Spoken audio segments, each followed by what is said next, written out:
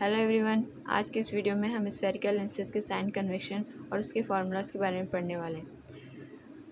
Spherical lenses के sign convection spherical mirror के sign convection से मिलते जुलते हैं। हम दोनों स्फेरिकल लेंसेज कॉन्वेक्स लेंस और कॉन्केव लेंस के साइन कन्वेक्शन को अच्छे से समझेंगे। आपने कार्टेशियन प्लेन पढ़ा होगा। कार्टेशियन प्लेन में जो चीज़ें राइट साइड में होती हैं वो पॉजिटिव होती हैं एक्स एक्सिस पर, और जो लेफ़्ट साइड होती हैं वो नेगेटिव होती हैं, और वाई एक्सिस पे जो चीज़ें ऊपर की तरफ होती हैं वो पॉजिटिव और नीचे वाली नेगेटिव होती हैं। ठीक ऐसा ही स्फेरिकल लेंसेज या फिर स्फेरिकल मिरर के केस में भी होता है। जो चीज़ें लेंस या फिर मिरर के लेफ़्ट साइड में प्रेजेंट होंगी वो नेगेटिव होंगी, और जो राइट साइड में प्रेजेंट होंगी वो पॉजिटिव, और जो अपवर्ड होंगी वो पॉजिटिव, नीचे वाली नेगेटिव। पहला है फोकल लेंथ। कॉन्वेक्स लेंस की फोकस हमेशा मिरर के राइट साइड वाली प्रेजेंट होती है, और फोकल लेंथ ऑप्टिकल सेंटर और फोकस के बीच वाली डिस्टेंस होती है, ये भी मिरर के राइट साइड में होती है। तो कॉन्वेक्स लेंस का फोकल लेंथ हमेशा ही पॉजिटिव होगा, ऑलवेज पॉजिटिव। और कॉन्केव मिरर में उसका फोकस लेफ्ट साइड में प्रेजेंट होता है, यानी ये वाला। तो कॉन्केव में हमेशा फोकस लेफ्ट साइड में प्रेजेंट होता है, तो ये ऑलवेज नेगेटिव। कॉन्वेक्स का फोकल लेंथ पॉजिटिव और कॉन्केव का नेगेटिव। अब अगला है ऑब्जेक्ट डिस्टेंस। ऑब्जेक्ट डिस्टेंस यानी ऑप्टिकल सेंटर और ऑब्जेक्ट के बीच की जो डिस्टेंस होती है उसे ऑब्जेक्ट डिस्टेंस बोला जाता है, और उसे यू से डिनोट किया जाता है। तो कोई भी लेंस हो या फिर कोई भी मिरर हो, चाहे वो कॉन्वेक्स हो या कॉन्केव, सभी में ऑब्जेक्ट हमेशा मिरर के या फिर लेंस के लेफ़्ट साइड में प्रेजेंट होता है, चाहे वो कोई भी मिरर हो। तो हमेशा लेफ़्ट साइड प्रेजेंट होने की वजह से ये हमेशा ही नेगेटिव होगा, ऑलवेज नेगेटिव। दोनों मिरर के केस में ऑलवेज नेगेटिव। अब अगला है हाइट ऑफ ऑब्जेक्ट। ऑब्जेक्ट हमेशा अपवर्ड डायरेक्शन में प्रेजेंट होता है, तो ये ऑलवेज पॉजिटिव होगा, क्योंकि जो चीज़ें अपवर्ड डायरेक्शन में होती हैं वो पॉजिटिव होती हैं। तो दोनों मिरर के केस में ऑब्जेक्ट की हाइट हमेशा ही पॉजिटिव होगी। ठीक। अब अगला है height of image. Convex lens में हम पढ़ चुके हैं कि उसमें इन्वर्टेड और इरेक्ट दोनों तरह की इमेजेस बनती हैं। तो height of image convex lens के केस में पॉजिटिव भी हो सकता है, नेगेटिव भी हो सकता है, पॉजिटिव और नेगेटिव। अब बात करें कॉन्वेक्स लेंस में। कॉन्केव लेंस में हमने दो केसेस पढ़े थे। दोनों केसेस में वर्चुअल और इरेक्ट इमेजेस बनती हैं। तो इरेक्ट इमेज यानी अपवर्ड डायरेक्शन में, तो कॉन्केव मिरर के केस में हमेशा ही इमेज की हाइट पॉजिटिव होगी। ठीक।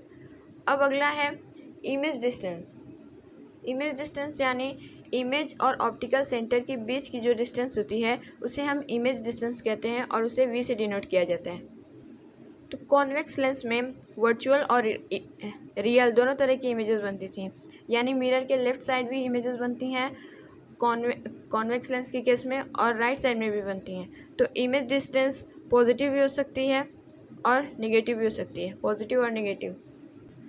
कॉन्केव लेंस में हमेशा वर्चुअल इमेज बनती हैं। तो वर्चुअल इमेज मिरर के लेफ़्ट साइड में प्रेजेंट बनती हैं, उनका फॉर्मेशन लेफ़्ट साइड में होता है। तो लेफ़्ट साइड में फॉर्मेशन होने की वजह से ये हमेशा नेगेटिव होंगी, ऑलवेज नेगेटिव। ओके, तो ये था हमारा स्फेरिकल लेंसेज के साइन कन्वेक्शन। अब आते हैं लेंस फार्मूला पे। लेंस फार्मूला होता है 1/f यानी focal length is equal to 1/v image distance minus 1/u object distance.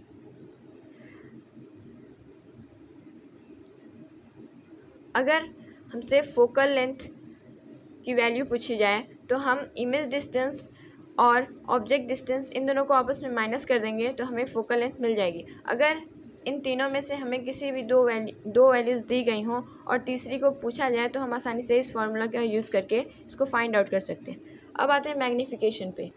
Magnification के हमारे पास दो फार्मूलाज हैं। पहला है m is equal to height of image upon height of object, और दूसरा है m magnification is equal to v image distance upon object distance. इन दोनों फार्मूलाज की मदद से हम मैग्नीफिकेशन निकाल सकते हैं।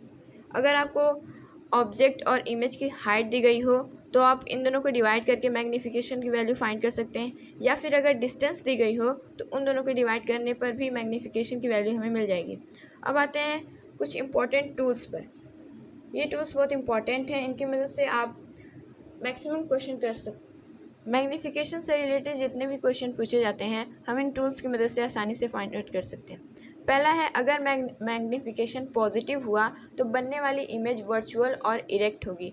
अगर मैग्नीफिकेशन नेगेटिव हुआ तो बनने वाली इमेज रियल और इन्वर्टेड होगी। अगर हमसे पूछा जाए कि अगर मैग्नीफिकेशन पॉजिटिव हुआ तो बनने वाली इमेज कैसी होगी, तो आंसर है वर्चुअल एंड इरेक्ट। और अगर मैग्नीफिकेशन नेगेटिव हुआ तो बनने वाली इमेज रियल और इन्वर्टेड होगी। अब दूसरा है, अगर मैग्नीफिकेशन बड़ा हुआ 1 से तो बनने वाली इमेज इनलार्ज्ड होगी, यानी ऑब्जेक्ट से बड़ी होगी। अगर मैग्नीफिकेशन इक्वल हुआ 1 के तो बनने वाली इमेज सेम साइज़ की होगी, यानी ऑब्जेक्ट और इमेज दोनों की सेम साइज़ होगी। अगर मैग्नीफिकेशन 0 से बड़ा और 1 से छोटा हुआ तो बनने वाली इमेज डिमिनिश्ड होगी, यानी ऑब्जेक्ट से छोटी होगी। 1 से छोटे यानी 0.1, 0.2, 0.5 ऐसे नंबर्स। ये टूल्स काफ़ी इंपॉर्टेंट है, इसे आप अपनी कॉपी पे नोट कर लें, इससे आपको न्यूमेरिकल्स करने में आसानी होगी। Okay, thank you.